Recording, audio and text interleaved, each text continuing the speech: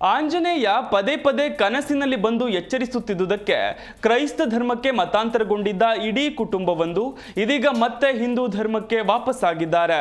ಹಿಂದೂ ಧರ್ಮ ತ್ಯಜಿಸಿ ಕ್ರಿಶ್ಚಿಯನ್ ಧರ್ಮ ಸ್ವೀಕಾರ ಮಾಡಿದ್ದ ಯಾದಗಿರಿಯ ವೆಂಕಟೇಶ ಎನ್ನುವವರ ಕುಟುಂಬ ಇದೀಗ ಮರಳಿ ತಮ್ಮ ಮೂಲ ಹಿಂದೂ ಧರ್ಮಕ್ಕೆ ವಾಪಸ್ಸಾಗಿದ್ದಾರೆ. ಯಾದಗಿರಿಯ ಗಿರಿನಗರ ಬಡಾವಣೆಯಲ್ಲಿ ಕೇವಲ ಅಲೆಮಾರಿ ಬುಡುಗ ಜಂಗಮ ಸಮುದಾಯದ ಜನ ವಾಸ ಮಾಡ್ತಾರೆ. ಈ ಬಡಾವಣೆಯ ಸಾಕಷ್ಟು ಕುಟುಂಬಗಳು ಈಗಾಗಲೇ ಹಿಂದೂ ಧರ್ಮವನ್ನ ಬಿಟ್ಟು ಕ್ರಿಶ್ಚಿಯನ್ ಧರ್ಮಕ್ಕೆ ಸೇರಿದ್ದಾರೆ.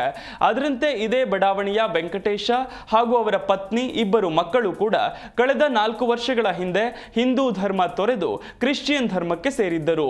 ಕ್ರಿಶ್ಚಿಯನ್ ಧರ್ಮಕ್ಕೆ ಸೇರಿದ ಮೇಲೆ ಪ್ರತಿ ವಾರ ಚರ್ಚ್ಗೆ ಹೋಗೋದು, ಯೇಸುವಿನ ಪ್ರಾರ್ಥನೆ, ಕ್ರಿಸ್ಮಸ್ ಆಚರಣೆ ಹೀಗೆ ಕ್ರಿಶ್ಚಿಯನ್ ಧರ್ಮದ ಪ್ರತಿಯೊಂದು ನಿಯಮಗಳನ್ನ ಪಾಲನೆ ಮಾಡ್ತಿದ್ರು. ಅಷ್ಟಕ್ಕೂ ವೆಂಕಟೇಶ ಕ್ರೈಸ್ತ ಧರ್ಮ ಸ್ವೀಕರಿಸಲು ಕಾರಣ ಆತನ ಕಾಯಿಲೆ. 4 ವರ್ಷಗಳ ಹಿಂದೆ ಈ ವೆಂಕಟೇಶ್ಗೆ ಆರೋಗ್ಯ ಸಮಸ್ಯೆ ಉಂಟಾಗಿತ್ತು. ಇದೇ ಕಾರಣಕ್ಕೆ ಪರಿಚಯಸ್ಥರ ಮೂಲಕ ಆಂಧ್ರದ ಅನಂತಪುರದ ಚರ್ಚ್ಗೆ ಹೋಗಿದ್ದರು. ಇದಾದ ಬಳಿಕ ವೆಂಕಟೇಶನ ಆರೋಗ್ಯದಲ್ಲಿ ಸುಧಾರಣೆಯಾಗಿತ್ತು. ಹೀಗಾಗಿ ಯೇಸುವಿನಿಂದಲೇ ನನ್ನ ಆರೋಗ್ಯ ಸುಧಾರಣೆಯಾಗಿದೆ ಅಂತ ನಂಬಿ ಹಿಂದೂ ಧರ್ಮವನ್ನ ತ್ಯಜಿಸಿ ಕುಟುಂಬ ಸಮೇತವಾಗಿ ಕ್ರಿಶ್ಚಿಯನ್ ಧರ್ಮವನ್ನ ಸ್ವೀಕಾರ ಮಾಡಿದ್ದರು. ಆದರೆ ಕಳೆದ 1 ವರ್ಷದಿಂದ ಯಾಕೋ ಹಿಂದೂ ಧರ್ಮವನ್ನ ಬಿಡಬಾರ್ದಿತ್ತು ಅಂತ ಅನ್ಸೋಕೆ ಶುರುವಾಗಿದೆ. ಅಲ್ಲದೆ ರಾಮಭಂಟ ಹನುಮಂತ ಪದೇ ಪದೇ ಕನಸಿನಲ್ಲಿ ಬರ್ತಿದ್ರಂತೆ. ಧರ್ಮ ಬಿಟ್ಟು ತಪ್ಪು ಮಾಡಿದೆಯಂತೆಲ್ಲ ಆಂಜನೇಯ ಸ್ವಾಮಿ ಎಚ್ಚರಿಸುತ್ತಿದ್ದರಂತೆ. ಅಲ್ಲದೆ ಮನೆಯಲ್ಲಿ ಯಾವುದೂ ಕೂಡ ಸರಿಯಾಗಿ ನಡೀತಿರ್ಲಿಲ್ವಂತೆ.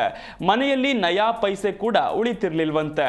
ಯಾಕೋ ಕುಟುಂಬದಲ್ಲಿ ಯಾವುದೂ ಕೂಡ ಸರಿ ಬರ್ತಿಲ್ಲ ಅಂತ ವೆಂಕಟೇಶನಿಗೆ ಅನಿಸಿದೆ. ಅಲ್ಲದೆ ಹನುಮಂತ ಸ್ವಾಮಿ ಬಿಡದೆ ಕನಸಿನಲ್ಲಿ ಬರ್ತಿದ್ದುದರಿಂದ ಕೊನೆಗೂ ವೆಂಕಟೇಶ ಮತ್ತೆ ಹಿಂದೂ ಧರ್ಮಕ್ಕೆ ಮರಳಲು ಮನಸ್ಸು ಮಾಡಿದ್ದಾರೆ.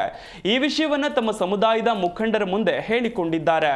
ಬಳಿಕ ಸಮುದಾಯದ ಮುಖಂಡರು ಬಜರಂಗ ದಳದ ಮುಖಂಡರ ನೇತೃತ್ವದಲ್ಲಿ ಹಿಂದೂ ಧರ್ಮಕ್ಕೆ ತನ್ನ ಪತ್ನಿ ಹಾಗೂ ಮಕ್ಕಳೊಂದಿಗೆ ಸೇರಿದ್ದಾರೆ.